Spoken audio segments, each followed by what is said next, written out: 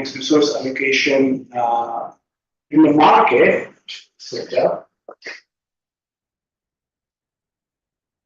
In the market sector, but we, of course, resource allocation within household setup is not controlled by price mechanism or any other contractual mechanism, auction mechanism, because these are naturally, all the kind of mechanisms that are used in real economy, but not in within the households naturally. So, how resource allocation between, say, husband, the wife, and the kids will take place inside also. And there is a large literature, of course, to answer that question.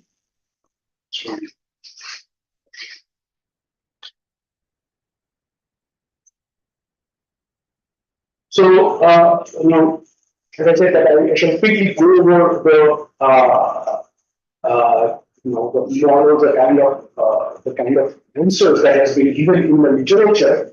And these names are not very important, but the historical development of this literature, how resources are distributed within household, among the household members, these three are predominantly the kind of answers that are provided.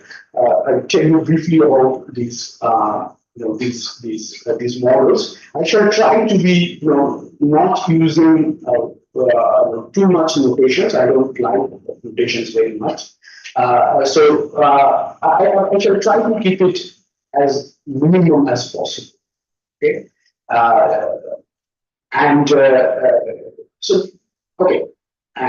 Stop me whenever you have a query. So this is just a little bit of notation, so you have to be for those notations, because without that I cannot tell you the story. So just that bit. So this is the classical models which are used, and we will also be using a similar kind of structure. I will tell you what are innovations are. But let's look at the structure. So, typically, these models have two adult person, husband and wife, and kids are not really the decision maker within the household. Most of the papers, at least. So, husband and wife, denoted by A and F. And so it's about household division of resources. So resources would include typically, consumption good, but also what the literature called household public good, like care work, household chores, etc. So who will do the household chores? Maybe it's helping the kids with their homework. Maybe it's some cleaning the utensils or cooking or whatever. So the care work and household chores, that's referred to in the literature as household public good. And then there are consumption, how the total income is distributed between the husband and wife, probably in terms of consuming food, any item that you can think of. So it's a decision, two decisions together. One is about allocating labor for the household chores. If you think of that, how much of the household chore is provided by the husband, how much is provided by the wife. If you think of one unit as a total amount of care work that is needed for the household, then it's probably is distributed between the husband and the wife. But the husband and the wife, they are also working possibly in the market. So each member of this household, the adults, are distributing their time between labor market work and this care work. So, this HI, I can be either the husband or the wife. So that person, each person, husband or the wife, provides some amount of his time for the labor market and some amount of time for the care. Okay? So if the total time that's available to each other is one, then 24 hours, then it's distributed between HI and one. And labor market work has of course a wage that you earn, And that will depend how much wage that you want. Of course, that will vary by gender. So you may earn different wages depending on so husband or wife. That's the income part. But the household chores requires just that work is also costly because when there is a shadow cost of withdrawing from the labor market because part of your time is you are investing in household work. So for that much amount of time, the care of time, you are withdrawing from the labor market. So there is a shadow cost of forwarding cost of labor market wage, but also the effort that you put in your care work, there is the additional cost, and that cost of care work is captured by sigma I. Once again, it could be the husband and the wife, they may have different cost of care. Okay, so they may be the same, but they may also be different. So this sigma I represents the cost of direct cost of care work, that the effort that you need to put into the household chores. And this is the wage, the market wage that you earn from the labor. And the public good production, that is the household chore, how much household chores are provided, is produced. There is a production function which decides on how much that depends on, of course, how much time you are providing for household chores, but it generates. If you provide more time for household chores, then of course you can spend more time with your kids, maybe they are better trained, etc., etc.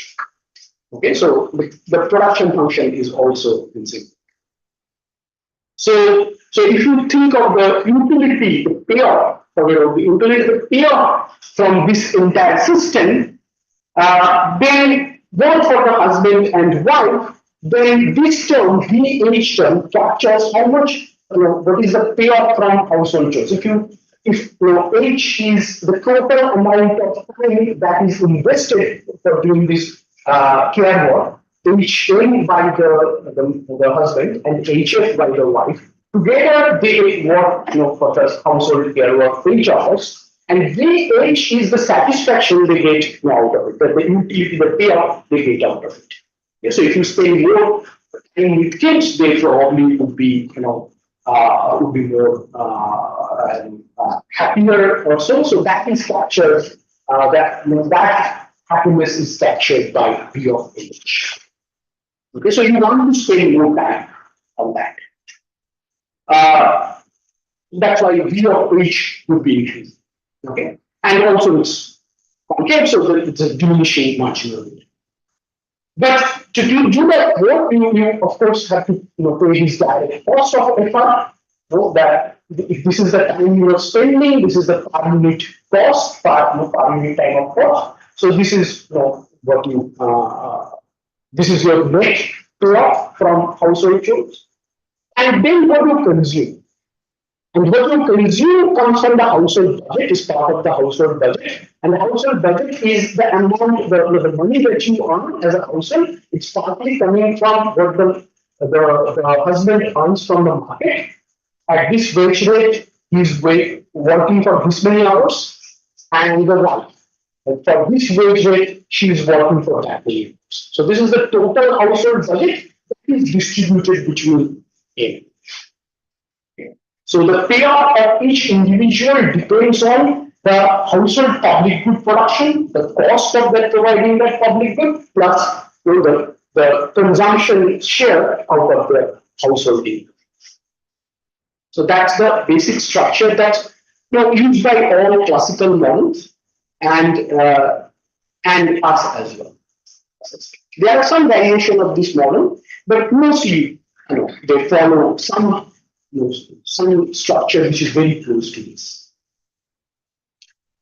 And so the debate, the different models essentially about how this CM, CF, and HA, HF were determined. So if this is, if the household has to decide on their choices, the choices are how much care work is provided by the husband, how much care work is provided by the wife, and along the from the total budget, how much of its share goes to the husband and what's the share which goes to the wife. Okay. And because they are negotiating, the husband and wife are negotiating on this, then depending on how you think that negotiation goes, you have different. So, sorry. So this is together. What the good? This is a public good, right? How the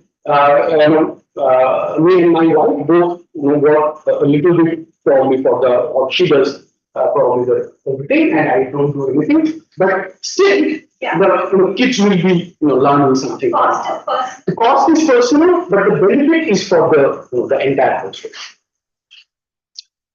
So if I don't do anything and my wife is doing everything, I am still getting the benefit because my kids are. But she has to pay the cost because she's doing it. Okay. So then the choice decisions are those things. How much amount, how much time you provide for the household chores, and what share of the household budget you get for your consumption. So, and depending on how the bargaining goes, we have different models. I won't be just trying too much, telling you too much about it. But sometimes in the unitary model, so in the unitary model, yes, in the unitary model, the idea is that the household work as a team. So it's not about husband and wife separately. You have a joint utility function, the family utility function, and it's the family utility function that is maximized. That's why it's called unitary. So now how when we can talk about what is the ideal, it's a social welfare function, okay? And you maximize that household utility function. It's a function of social welfare. Okay. And the weights UN and UF, those are exogenous.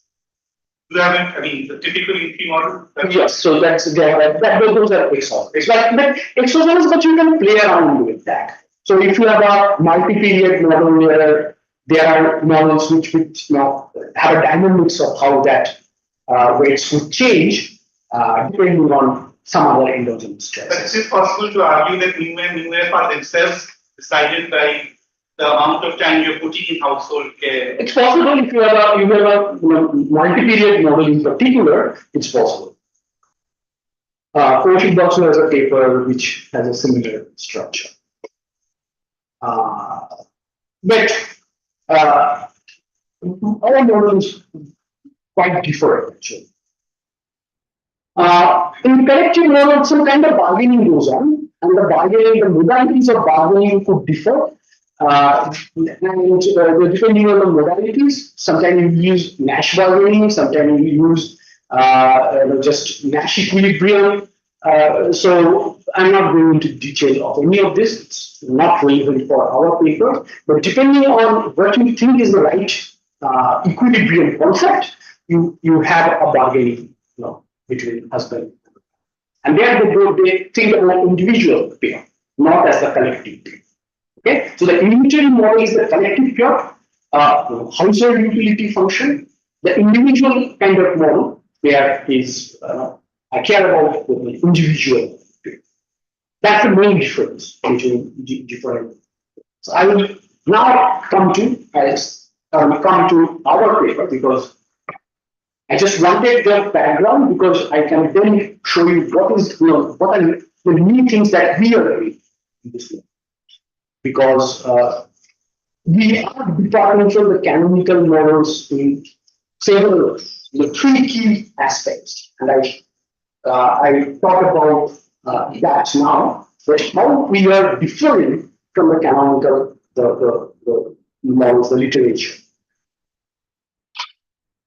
Typically, all these canonical models are free of norms. They don't talk about norms. So far, whatever I discussed, for example, patriarchy, the word patriarchy and how you view it is totally absent. There are no norms. Although we know that makes a huge difference. There are empirical papers telling us how patriarchal norms change this resource allocations. There are papers which shows that where there, even in Western countries, advanced Western countries, households where wife earns more than the husband is very few. There is a drastic drop at the 50% number of households where women earn more than men. Then drastically falls such presence of such households. So we know that the norms are very important. We just don't have theoretical models to which can handle them. In this literature at least. Now we introduce it, but it's not for us I'll tell you what norms we specifically deal with. The first two bullet points deal with what norms we are talking about. The first norm that we talk about is that the husband or in-laws, we don't distinguish husband and in-laws. For us, is the one entity. Okay, the husband, when I just talk about the husband and not in-laws, we don't refer to them anymore. So the husband may impose labor market participation restriction on women and say that you are not allowed to go out, or you have to spend this much of time on care work, effectively the same. Okay, so the husband has that choice. For us, the patriarchy means that ability to say no to wife's labor market participation. Second restriction of the manifestation of patriarchy for us is that parents may unilaterally decide their partner choice for their daughter. So they may say that we are going to decide for you.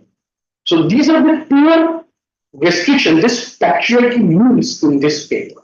Now the third bullet point I think is most important, and that's why I have put it in the row, is that these norms, these are not behavioral assumptions in our model. We don't assume that the husband will automatically stop his wife from taking part in labor, or parents will impose partner choice on their daughter. It's a choice. They can if they want. So it's not a behavioral assumption. So if it is incentive, if there is incentive for them to impose such restriction, they will.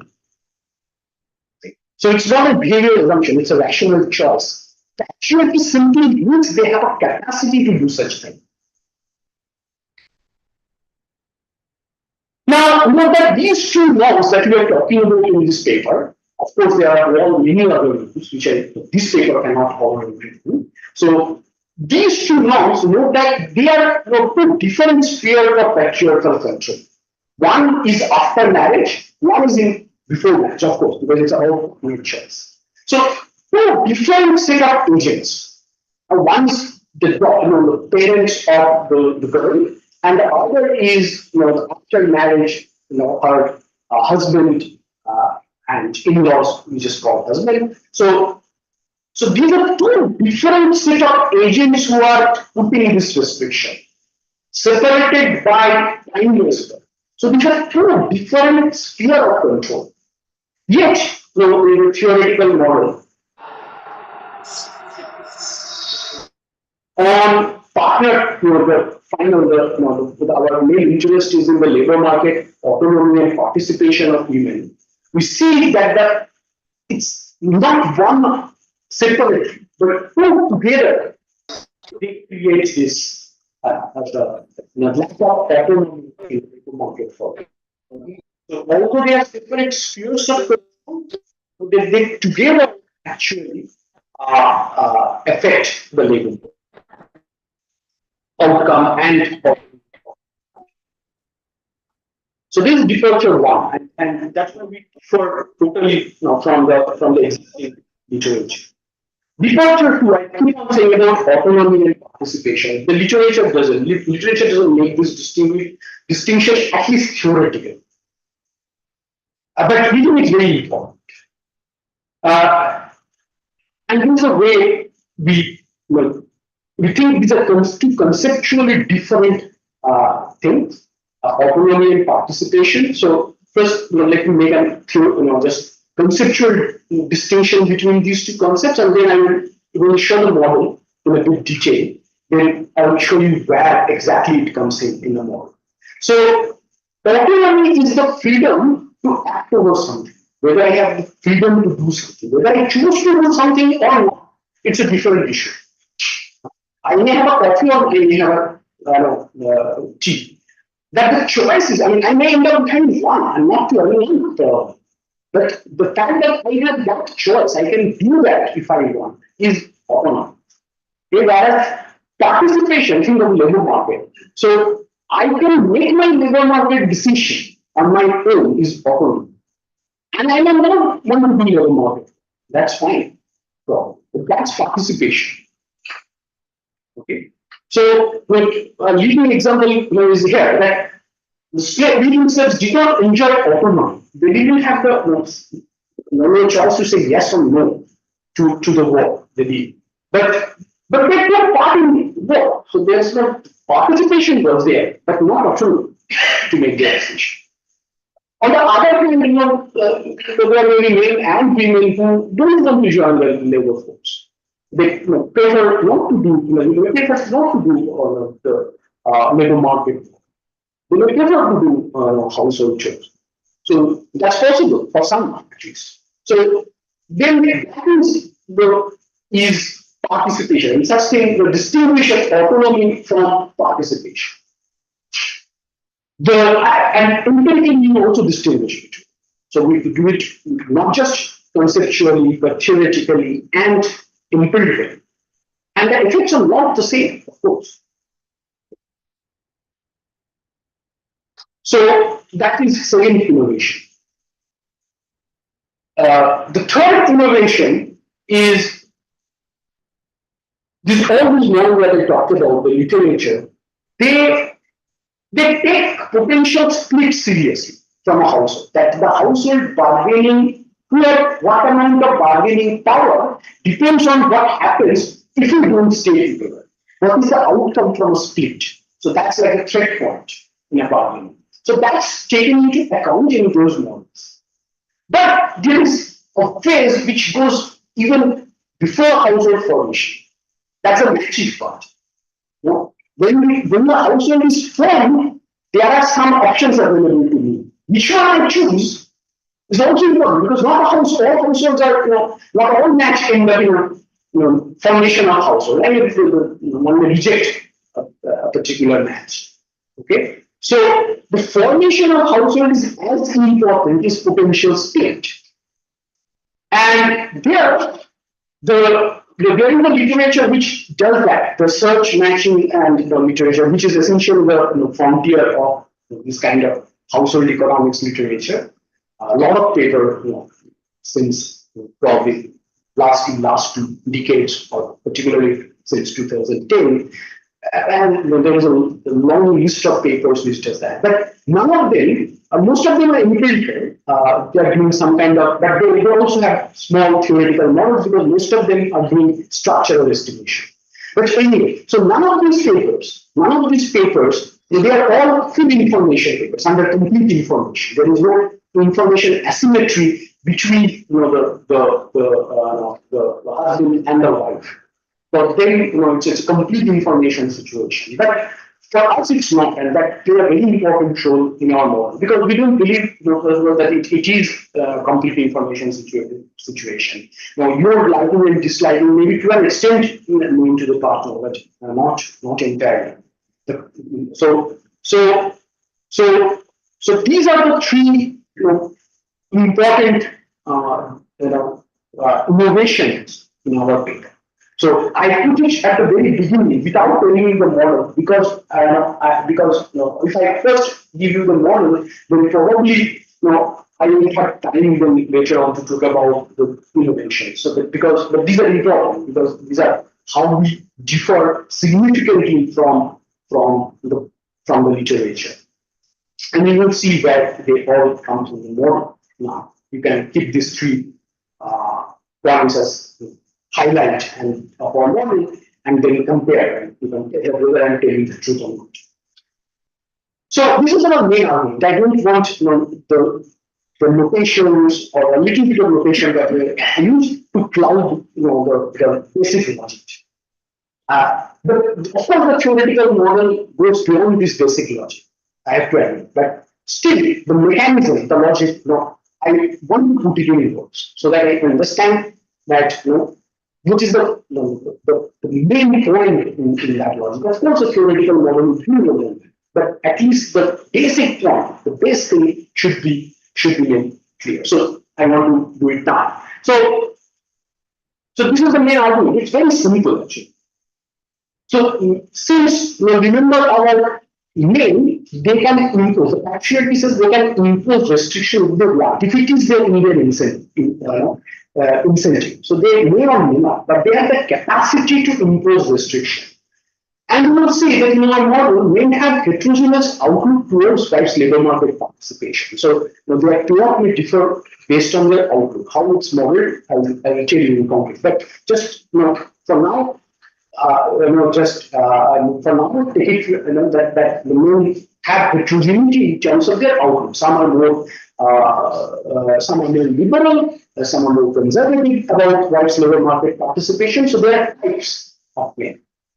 So, and women are also heterogeneous in terms of their labor market inclination. How that is exactly modeled, I will come back with more. So there are main type, women type, men in terms of that, how they think, what they think about rights labor market participation, where they could be liberal, they could be, they may not be. Women, some women would like to do labor market work more than others. I think that men also are like that, but it's just that we cannot handle too many variations in our model. So I have to switch off certain things. So in our model, men always do outside work, and that's actually empirically true in India. 99% men are in labor market work.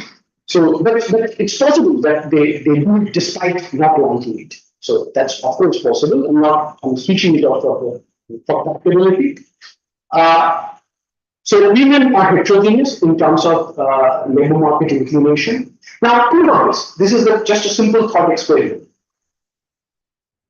When women themselves choose partner, the one who are more inclined toward labor market, the women who are more inclined toward labor market, they will choose a partner who is less conservative.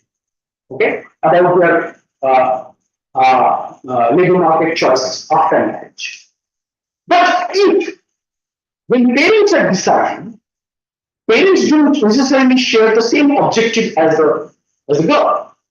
And so parents may end up mismatching their daughter with someone who, although the daughter is labor market inclined, they may end up with a mismatch when parents are deciding with someone who is not liberal. So that's the basic source, that when women choose, they are in control of steering their partner. So they can choose someone who, now, since the husband has the capacity to put the restriction, they will choose someone who is more liberal in that. Whereas when parents are deciding, they may not care as much about their daughter's labor market participation. They are overall welfare, yes, but not as such. We'll tell you exactly how this is born. But there's a basic argument that they may not care about their labor market outcome per se. The overall welfare, yes, but not labor market outcome per se when it comes to age. So they may end up mismatching their daughter's partner choice, which will result in poor autonomy from parents and friends. That's the basic argument. It's not necessarily one, the outlook, men and women's outlook towards the labor market, that's incomplete information, right? I will tell you.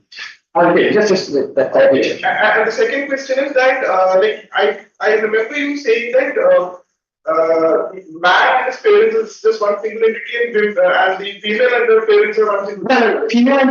Female, sorry, they should have made it. Female, the woman and her parents are two different entities, whereas the man and his parents are one single entity. Okay, sorry. It's actually in the next slide. Or in other words, the groom and the groom's parents' preferences are aligned. For us, right now, I mean, one can extend that, and that's in my agenda as well. But for now, it is. So, is this by design?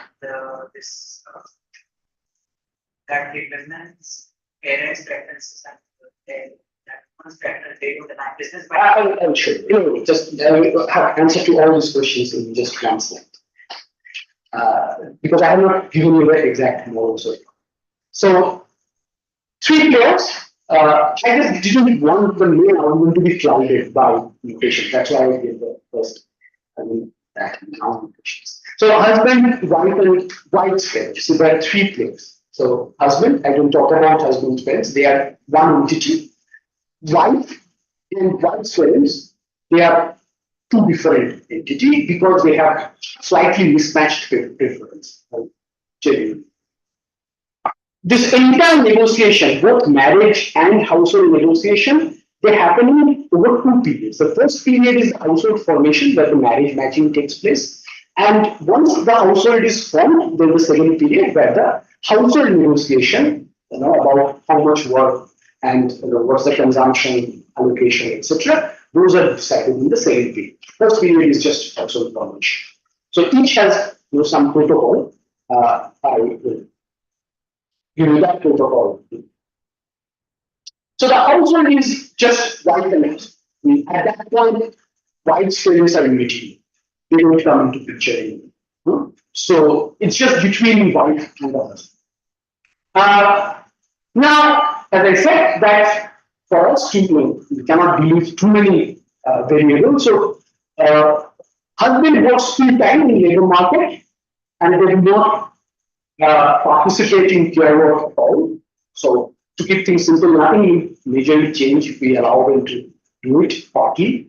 So, but it's a bit more practical if you just switch off certain things. So men work full time in labor market, but they don't work, do care work. Whereas the wife, she will be responsible for care work, but can additionally work part time in labor. Okay. So she works in both as a care worker at home and as in the labor market. So it's about her time allocation. And so now I have omitted that I, which stands for husband and wife. It's just H, for the wife. H, so she spends each hour on care work and 1 minus H and labor market. So the aggregate household income is then her wage rate times 1 minus H, the time she works in labor market, plus WN, because it's a full-time work for the husband. So that's the total household. And the negotiation is about how to split that budget as well as how to choose each. Now, so this we can have a funny thing about how this P is divided. Once again, we are not going to get anything new because it's already the other part of this model is so involved that we want to keep this simple. So B is equally divided. Nothing will change if B is not equally divided, but it's once again the algebra is slightly easier. So payoff of the man and the woman is B over 2, that's half. Essentially, the total household budget is equally split. Remember that we call that B of H is the household care of the payoff from the household care, how well your kids are doing, the welfare perhaps. So B of H is now it's only provided by that H is only provided by the wife. So B over 2 is the target consumption, then B of H is the welfare from the public good, household public good.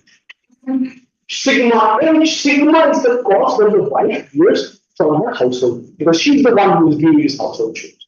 And her cost is sigma H. So her payoff is B over 2 plus BH minus sigma H. Because it's the same with the canonical model. But sigma is now a type of woman. And higher the sigma, that means higher sigma means your cost, the effort cost of doing this care work is higher. And that we interpret as how, what is your, because that's also the shadow cost of doing care work rather than doing labor market, right? So if sigma is high, that means you are more labor market oriented because your household chore costs is high. That means you are more labor market. A labor market oriented person would be glad doing this household chores. So that's captured by sigma H, and that sigma may be private information. Maybe because I will tell you in a moment when they are private and when they are public, to whom it's public and to whom it's private. Okay, so that type, maybe there is an incomplete information that her type may not be known to the husband, for example, at the stage of this negotiation. Because the negotiation is taking place just after marriage. She doesn't know everything about what happened. So that sigma could be not known to the husband. Okay. P of 2n, the husband is once again B over 2, it's an equal split of the household budget. And of course, the welfare of kids, B of H, minus he doesn't pay any, he's not doing a household work, but he also has to have he has a negative externality on them. And this theta is the main type. So think of it this way. Sigma H is the cost that the wife bears. Okay? Suppose theta is 0. That means this negative number is not present, right? In the main pair. That means I don't care because sigma H is the cost my wife bears. It's like theta 0, means I'm insensitive to her, to her, the cost that she incurs. So theta is equal to 0. I think that she doesn't have to bear all these costs of household chores. So I'm insensitive to her household, the drudgery of household work. On the other extreme, theta is equal to 1. I'm very sensitive about the cost and I'm sharing part of her, her misery. Okay. So theta equal to 0 is a very conservative husband. Okay, there's other way of interpreting it. Because I don't care how much, and that means that would come from his outlook towards of wife's outside labor market. So this is the we call it patriarchy type of a more sensitive husband, a more the husband who is more open to wife's labor market work, would feel her drudgery more, and hence higher theta is captured. So, sorry, I want to ask you a slightly sensitive question, perhaps. That could be negative also. No, it's 0 to 1 first. That it could actually boost my utility. I'm Yeah, so motivated. Yeah, so right now it's just between 0 and 1. So either you are totally don't care, then you could be yeah, it's possible. It's possible that you are so conservative but yeah, for us it's yeah. So I couldn't understand why the sharing load of P is not important, because let's say that V of H is greater than V for all H, then that means that if the wife doesn't participate in household chores at all, then and any participation in the household chores will give you more value of the public good than V. No, I have not. That means that wife can threaten that I will not participate. So then, let me just complete that, and then you can ask. It is not. If I could not make it clear, then you can.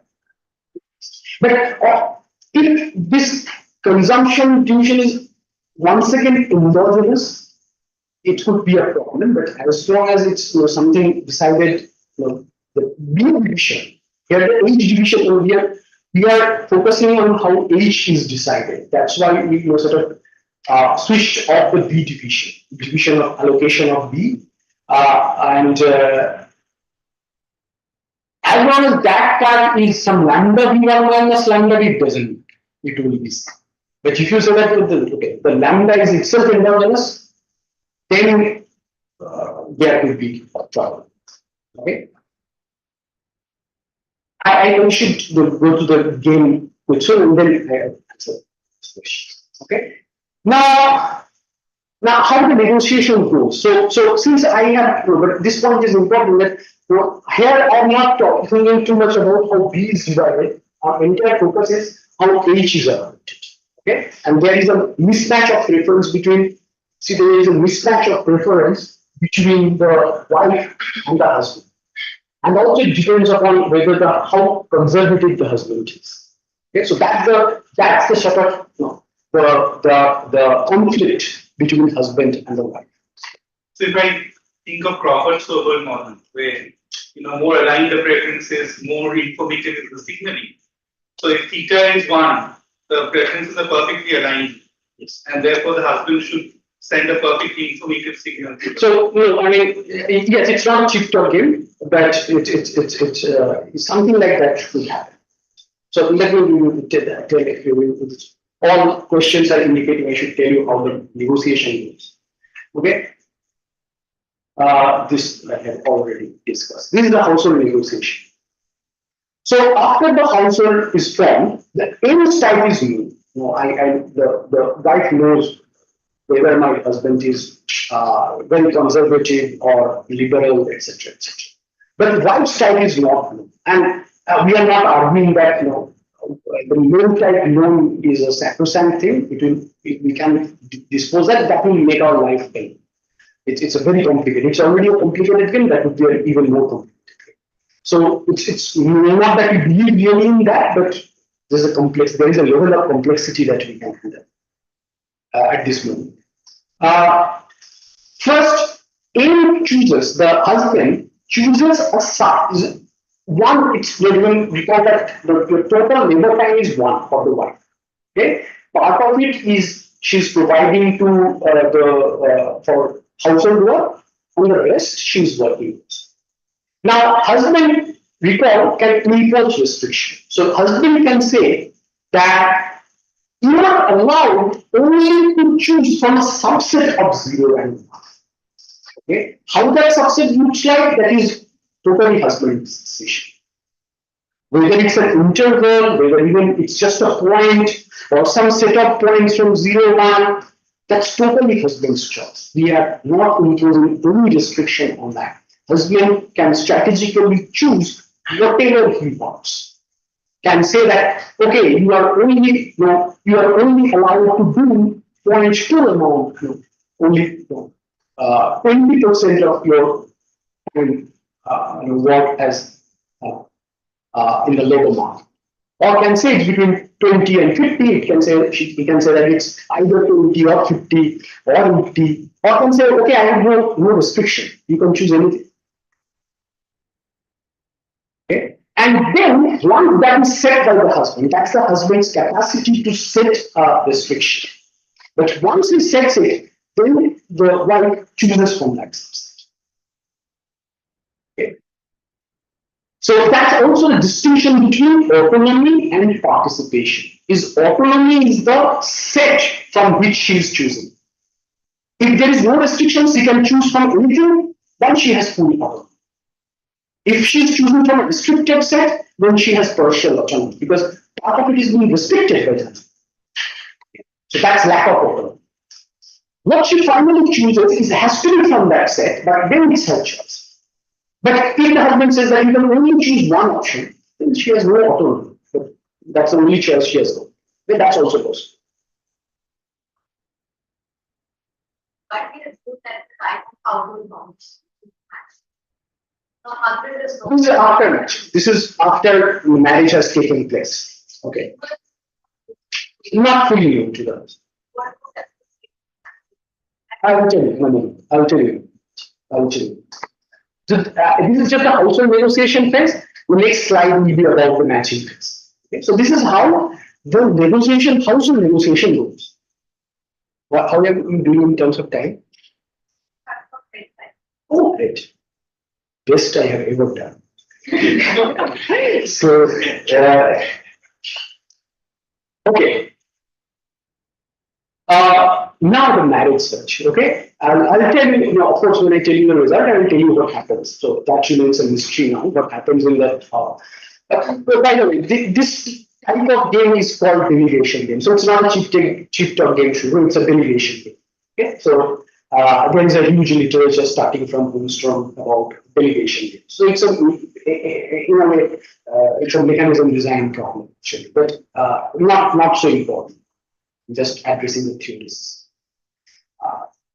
not the important part of the audience. So, marriage search. How does marriage search? Okay, this is the other sort of modeling issue here. So here, we are sticking to the large literature of search and matching that I mentioned you. That there is a large literature on search and matching, so we remain truthful to a large extent in the search and matching literature. So search literature is like that the here is that one party receives a random proposal. So here in this case, the girl, the bride receives, the potential bride receives a random proposal from a man. Okay. We have already seen the man could be, his type could vary depending on whether he is liberal or conservative. So her theta can vary. Okay, but there is another dimension here he varies, his income potential, like WM. Okay, that is the wage that he earns. And because this wage enters the household welfare, remember from we call that. It enters here because the household budget in turn depends on the wage. So men can vary in terms of their outlook, patriarchal outlook, as well as their income capacity. Okay, and in the matching stage involves not the husband because he is when this proposal comes and he is not doing anything else. His proposal comes to the girl, the potential bride, and then the involved agents are the woman and her parents. It's now this stage, the matching stage is between F and her parents. Okay? And even because of the parents have control, it means they can either accept or reject the proposal unilaterally, or if it is in their incentive, they can delegate this decision to the girl. So they don't have to unilaterally accept or reject. If they think it's better, then they can leave it to the girl to decide. If they do it unilaterally, it's parents' arrangement. If they leave it to the girl, it's it's not an arrangement. Okay. Because the girl can also accept or the girl can accept or reject the proposal. Okay. Now, who knows what at this stage? And what is the parent's objective? Parents, let me give you the parent's objective first. The parent care about the girl's welfare, which is UA, which is coming from the household stage utility. Right? This is the welfare she gets from the future, the household.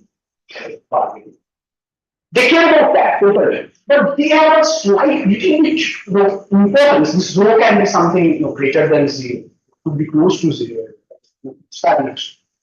Or the status of the group that's captured by rho times term. So there is a little bit difference between what the girl wants and what her parents.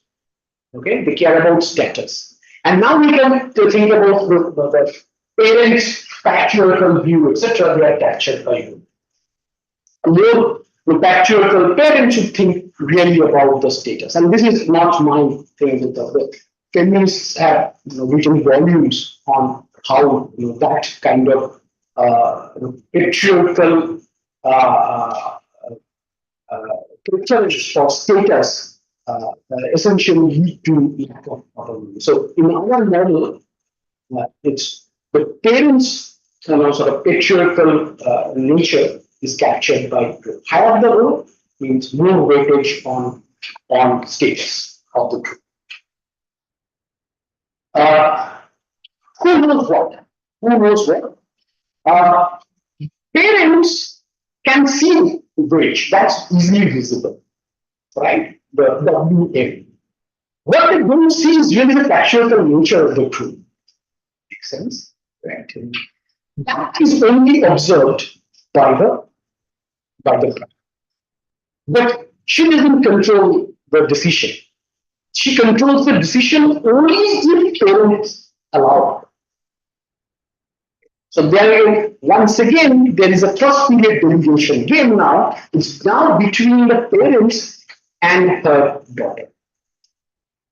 Okay? So the daughter has an informational advantage. She can see, the real nature of the proposal. Parents only see one thing clearly and have some rough idea about the others, the patriarchal aspect. So that's all. So in both cases, in both stage, there are two parties involved. Quickly recap. In the second stage, in the household bargaining stage, it's the girl, the wife, who once again has an informational advantage, but she doesn't control the destination entirely because the husband can put a restriction on what she can do. And in this case, in the first period marriage matching, once again, the girl has an informational advantage, but she doesn't control the destination entirely because if it is in the incentive of the parents, they may not allow the girl to choose her partner. This decision can be unilaterally taken by the parents. So that's the two the patriarchal norms possibly affecting both. It's in theoretical terms and technical terms, it's a two-stage delegation. And delegation games are notorious for not having analytical solution. It's well known in theoretical literature that delegation games, it's very to have an analytical solution, a closed form solution is rare. And so I think that that stays true here, and it would and it stays true here. I mean, it's not that it's analytically very nice. Instead of all this, we get some very short predictions. I will tell you what those predictions are. Then, if I have time, I'll give you a little bit of insight of why we are getting what we are getting. Okay, not a proof, of course, just a intuitive sense what we are getting, why. Don't look at the notation. I tell you, if you want to that, of course, but it's not very important to follow the notation. Now, this is the second stage equilibrium, the household bargain. Understanding how much time is allowed. There, if remember, recall that the man doesn't know exactly what's her wife's type is. She very inclined, not inclined towards labor market participation. So what the man would do in equilibrium is to simply put a lower bound on her care work. And that's is very realistic. That's what probably we see. If you have an actual data on what kind of restrictions are imposed. So in the equilibrium, the men simply says things like that. That you are free to do labor market work as long as you spend 40% of your time for household. At least.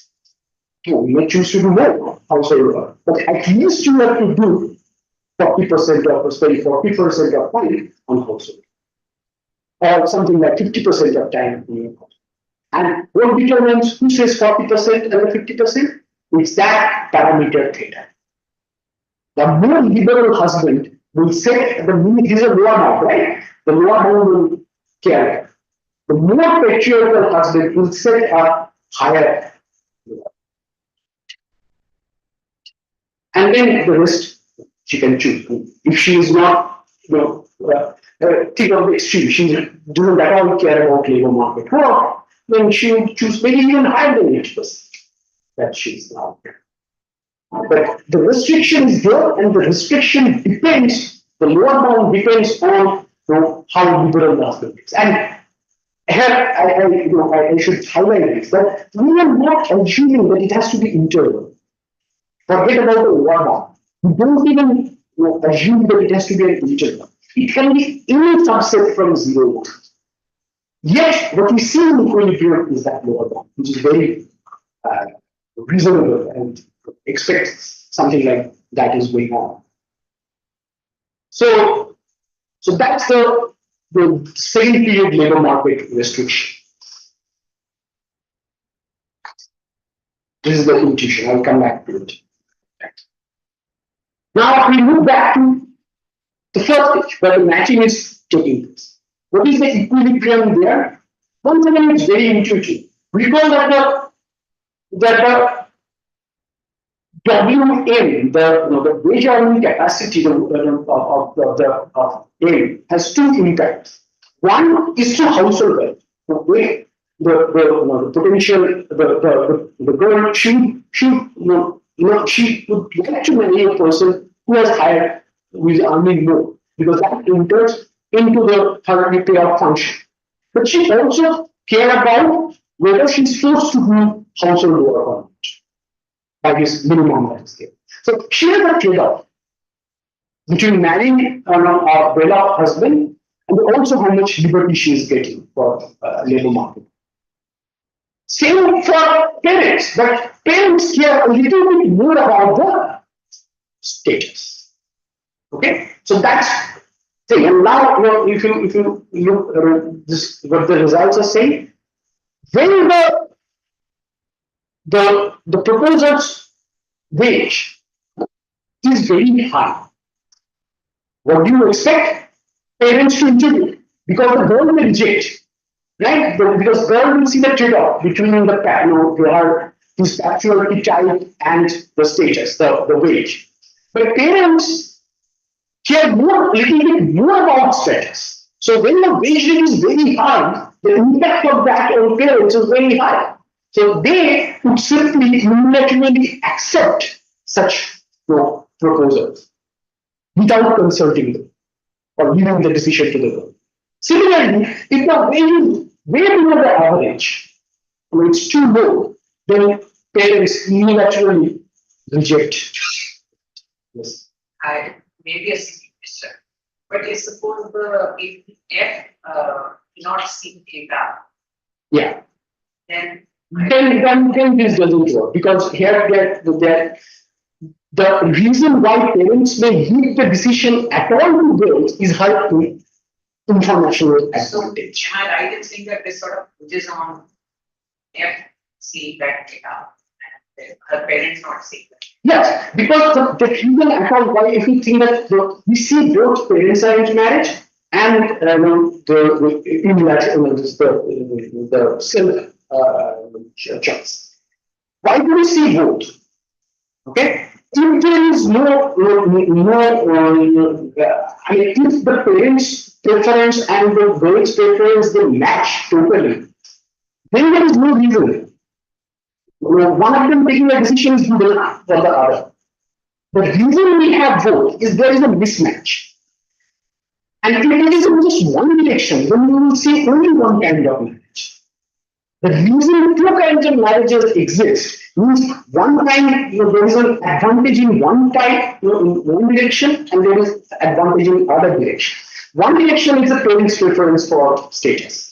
The other direction, in our case, there could be an alternative explanation. We are not saying that there is no possible alternative explanation, but our explanation is that girls' informational. The reason at all the girl decide is her information. And we see that if the wage is around the midpoint, not too far high, not too low, then the informational advantage for the girl is more attractive for the parents. And then in those cases, they leave it to the girl to decide. Yeah, so the another question. So basically, data from what I read, science data is so parents first decide and then delegate to No. The theta is the proposal's type, right? The proposal has a capacity on something, and that's his capture type. Now, such a proposal comes to the parents first. Parents doesn't see the patriarchy type, the girls see. But the parents first decide whether to unilaterally accept the choice, the proposal, or unilaterally reject the proposal, or pass or pass it to them. Okay? And since the girl see both wage and the numbers patriarchy type, her decision is different from the parents' decision. If the parents unilaterally decide that this is going to be your husband, then There's no matter. Your choice doesn't matter. So they have the capacity to make the choice. that the girl knows theta before the offer comes, or is it that She is, but she cannot, if the parents unilaterally do the matching, she cannot say anything. That's a patriarchy. so then she is not being Then she cannot do anything. If it comes to her, then she uses that information to make her decision. so then in like rural marriages where the one on the match day you're just there and there that is where you meet your husband. So this also considers that possibility, right? Where Yes. the husband would the parents would directly decide that. Yes. And then But- there were urban marriages where they would say that okay, let the girls see it. I will tell you, empirical, if I can come to the empirical part, I will tell you about the difference in rural and empirical. There is a bit of difference. About 10. 10 minutes wouldn't be. Just one small question. If you correct me if I'm wrong, if it's not the female is not like status seeking, right? What? No, she cares about WA because it enters the household budget. True, but not about the what income that the male can bring. No, it matters to her. It matters to her because it's part of this. Oh, okay, fine. So she cares about the earning capacity of her partner, Yes, okay. but she faces a trade-off. The same trade-off is there for the parents as well. It's just to care a bit more about the savers. Okay, so they care both care this. Is age the only factor that determines status for the In this model, yes. But of course, empirically, no. I mean, I have to keep things under control. you got it trade off to wages and if you are good party with them. Independent, they are independent, but they force a trade-off in the sense that you get a proposal, that proposal has a WN character and the patriarchy character. You know that if I reject today, then I may get something tomorrow, right? So there the trade-off comes in, right? So here in this case, if you reject the proposal, tomorrow you get an average. You just get something random. So that's the trade-off. Yes, thanks for asking this question. Yes, absolutely. I forgot to tell you what happens if you see anyone who rejects. Tomorrow a random proposal comes, and that's the end of the day. We can make it a dynamic infinite horizon model. I actually working on it. It's terrible, but one can potentially. One has to simulate, I guess. Getting an analytical result is just too difficult. So thanks for that's going. And the trade-off, you can just let me quickly show this, the trade-off since you have asked that question. So in this graph, what you see is this is the proposal's type, this is patriarchy type. Okay? And this graph, the solid line is for a particular WN. I'm just changing theta. Okay? And here on this axis, I'm changing the girl's type. Okay? The kind of girl who's deciding on their potential partner. This is the one who is most household care work, and sigma equal to 1, that's the more the labor market type. This is theta equal to 0 is the most conservative type, theta equal to 1 is the liberal type. So keeping WN fixed, you see that, and just fix a sigma, say here, somewhere here, anywhere. You see that she will reject the shaded area is where she accepts, and the blank area is where she rejects. So she only when it crosses a certain threshold of liberal, she starts accepting. So she will, this girl here, whose family is here, she will reject in any proposal up to this point, those who are not liberal range. And then she starts accepting. So there is a threshold, so that's a trade-off. And you can see that the higher his labor market, her labor market preference, she is looking for more liberal. And this dotted line is the same thing for different threshold. A threshold is bit more if the potential husband is earning, then she's happy to sacrifice a bit of independent labor choice. So that's the kind of equilibrium place. But this is the internal, this is the girl's choice. But the girl may not get a choice at all because if the WM is too high or too low, then the parents decide unilaterally.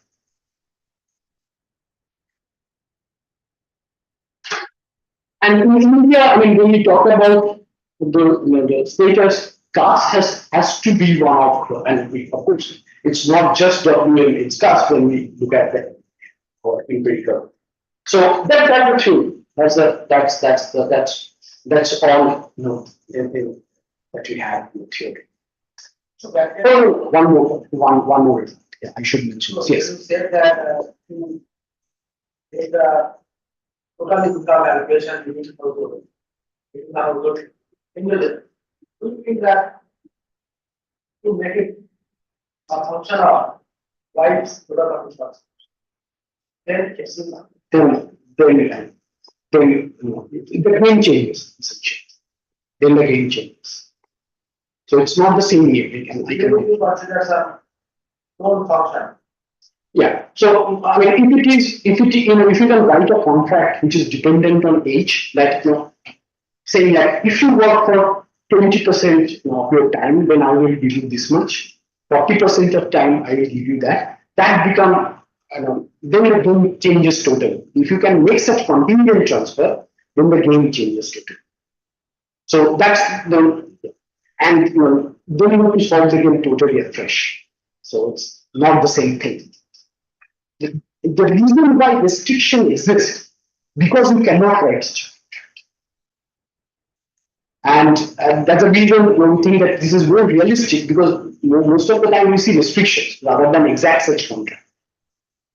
So yeah, we chose this way and not the contractual way because in this case, this seems to be more realistic to us. We have another, just last result is that we have another this interesting result is that keep everything else the same.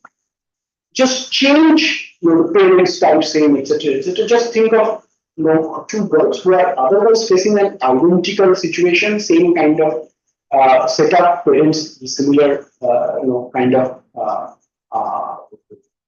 status preference, etc. But the one girl is little more far away, is higher, has a higher labor market preference than the other. Means two types of girls. Everything else is a comparative stat. Keep everything else the same and take two girls. One has higher sigma than the other, higher labor market. So I ask the question: do we face stricter marriage restriction? Stricter marriage restriction would be faced by the girl who is more labor. Because that girl will be willing to sacrifice status more for labor market preferences. Parents don't want it. So they will stop her. That's one result. The other result is that, once again, who has higher autonomy? The auto under what marriage setup? Is it the case that girls always have more autonomy in self-choice? Answer is no. There is a threshold about which if the girl is more labor market oriented than the threshold, only she benefits. Only that kind of high labor market oriented girl benefits from self-choice marriage. Because here there are actually two forces which are working in two directions. The one is very clear. One is that the girls get to choose. It's an ability to screen, conservative time. That's working for the girl. But there is a subtle game-theoretic force which is operating in our direction, which is when she does that, when she gets that choice, when parents leave it to her to make that choice, see, by taking that decision endogenously, she knows more about herself. Not that. And that is used by the second period by her husband to give him a stricter upper bound, lower bound. So the husband can use that to her advantage to push her to work more.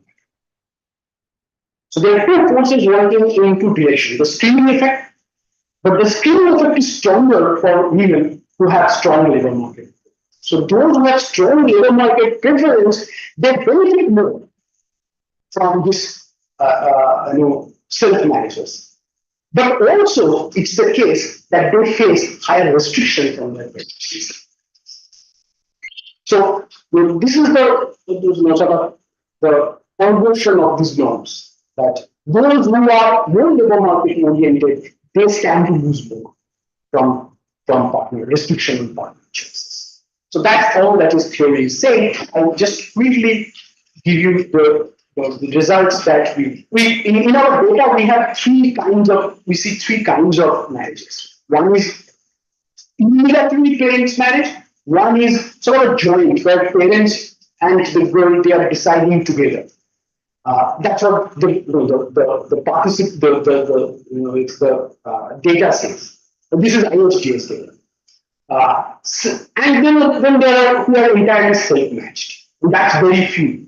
If you see these types, these are sort of the kind of marriages that we have over time. These are birth cohorts. Okay, so they are not only married, these are their birth cohorts. So if you see the birth cohorts, this line below, these are just self-choice marriages. These are always below 10%. In urban, it's slightly better. This is, I think, is urban, but that's rural. Urban is slightly better. Rural, it's close to zero. But over time, it is there is slight increase. The other two, the main ones are unilaterally decided by parents and the sort of the jointly decided marriages. And over time, if you look at the barcode, the one which is going upward is the jointly decided. So they are now more the jointly, both in urban and rural. More of course in urban, but also we see that in rural, towards the end of our cohort, they have this jointly decided has overtaken just like unilateral parents' decision. So that has happened. But yet these are still unilaterally parents decided are still in urban areas close to 20%, in rural it's still close to 40%, and overall it's very close to more than 30%. For the last cohort that we have, they are born there in 1991 to 96, so they are married probably 18 years, which will be something mid 2000. So that's the situation. What do we see in terms of autonomy and how do we measure autonomy? It's what they say, the participants say, that who has the most say in decision about your work, whether she herself or somebody else, her husband.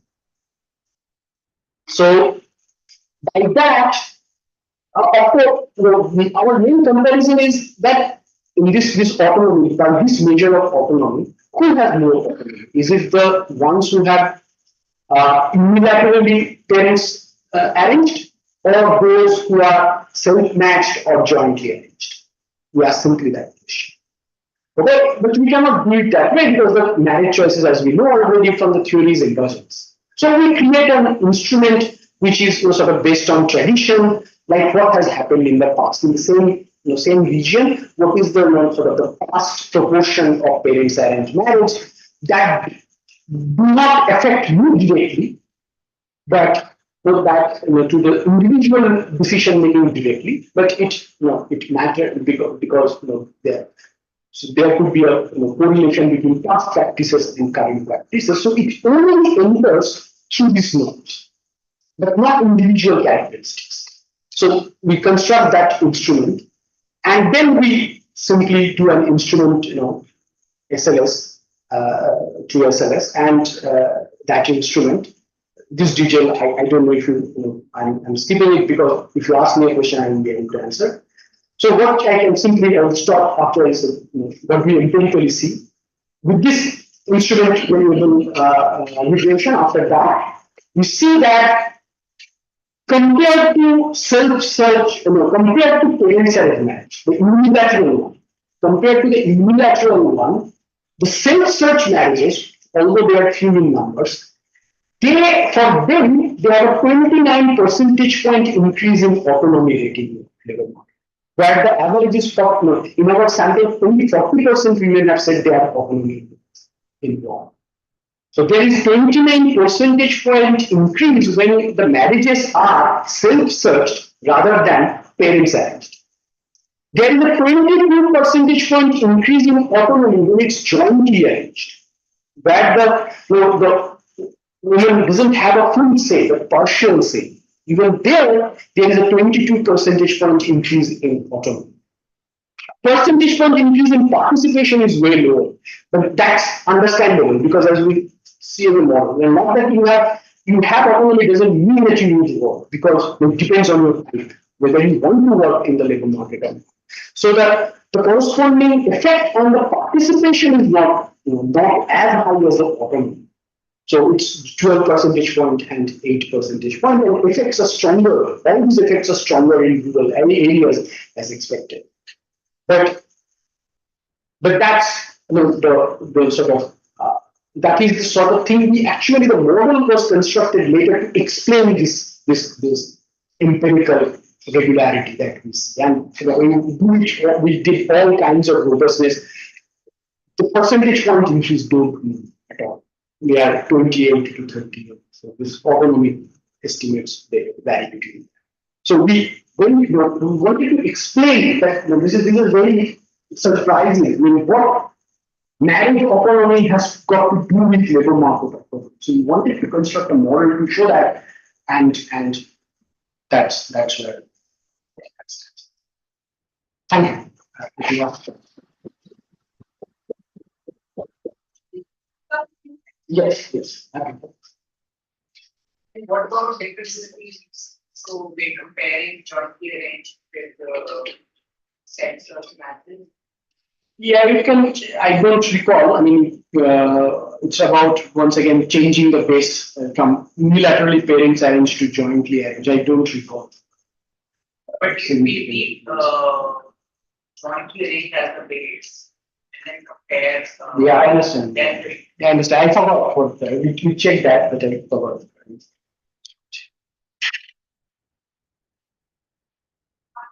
Yes. There is a marriage search and there is a household equity. But I see that there is a phase in between where the male also gets to know what's happening. I think there should be actually this household bargaining thing should be actually a multi-period game. Because in the first place, it's just happening now only just once. Now, once you decide that this is the minimum that stays there, right? Of course, in reality, that's not the case, right? You have a multi-period where if your wife works more, and then maybe you negotiate on her household duties, etc. So, and you get to know her better, of course. Now, I'll understand.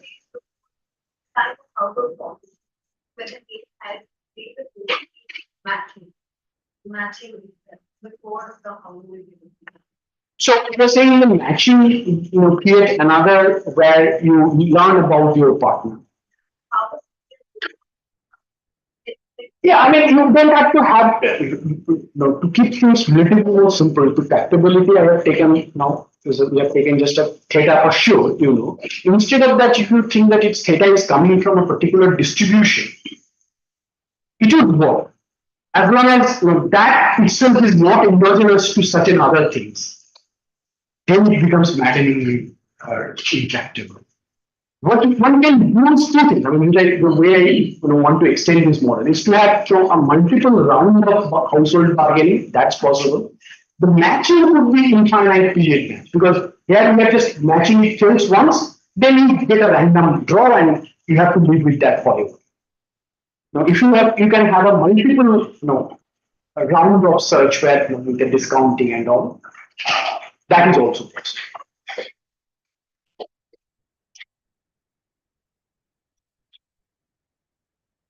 In the theory model, what is joint theory? Nothing. We don't have.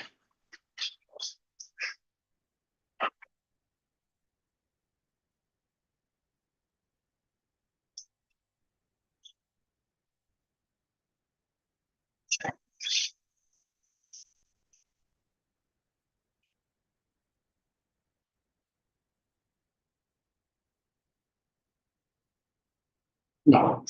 Yeah, yes. I probably take this, like off topic. I was thinking, so given this structure, let's say, let me complete the topic. So if suppose, let's say that, in care work, let's say we think of cooking food for the hand. And let's say, just trying to think, if suppose it's there in, if you give from this, I'm taking this back from something I did and trying to see whether I can build that, something that I get some insight from this kind of stuff. So if,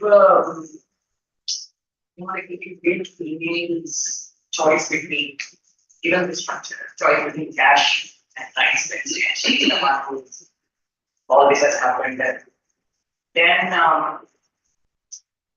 then something like this is really about, suppose we find that women prefer in-kind transfer over cash transfers, given that she's the one who's responsible for the pay.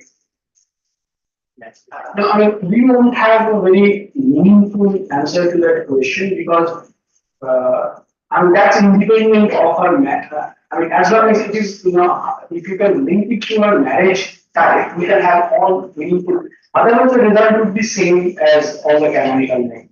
You can add extra to say. Think of, yeah. Yeah. So yeah, I mean, these are all relevant questions, but you don't have anything extra to say over the canonical. That's my canonical notes are good enough to handle this. Yeah, eventually you also do that. What is not hard. They're often denied. Scared of certain things. That's why I was saying that by T, yeah, some of this lambda one, the other three, and then lambda one, we should become the Yes. So I understand your question. I mean, there's a sort of more contractual setup where if you earn this much, then I will get this share. Yeah. So that will take us to more canonical. Canonical models can handle that. So it's just autonomy choice we look at it. We wanted to separate autonomy from participation. That's why we. Yeah, I mean, canonical models will always remain really good, no matter what you, because that's the basis. But they cannot model. The reason they go, the very fact they choose to model it that way, they cannot, distinguish between autonomy and outcome. We wanted that.